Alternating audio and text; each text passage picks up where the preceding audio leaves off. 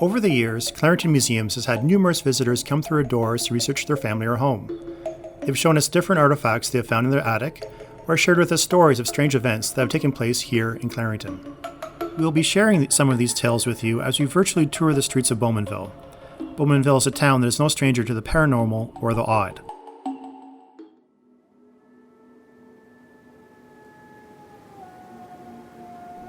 If you go to Rotary Park and walk down the stairs into the valley, it looks somewhat like what it would have looked when the pioneers first came. This story happened over 200 years ago, long before the area became Clarington.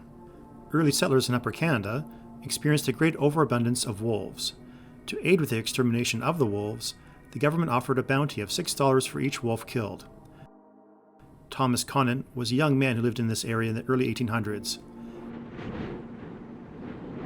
One chilly February evening, there was snow blowing in the air. The snow had begun to fall several days before, and it hadn't stopped. Thomas was visiting at the home of a friend who lived in the valley, and he lost track of time. He didn't leave for his home until almost midnight, and it was a 3-mile walk to get there.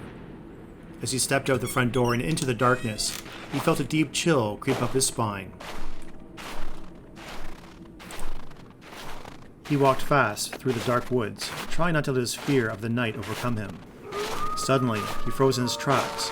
Off in the distance, he could hear a pack of wolves howling.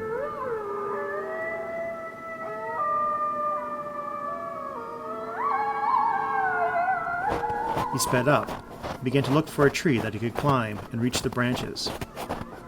He came upon a suitable tree, and no sooner had he began to climb than the wolves descended upon him.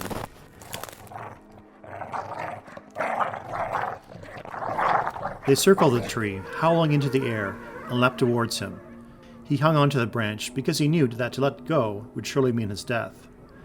He gazed down at the pack. Fear plunged like a hot knife through his heart.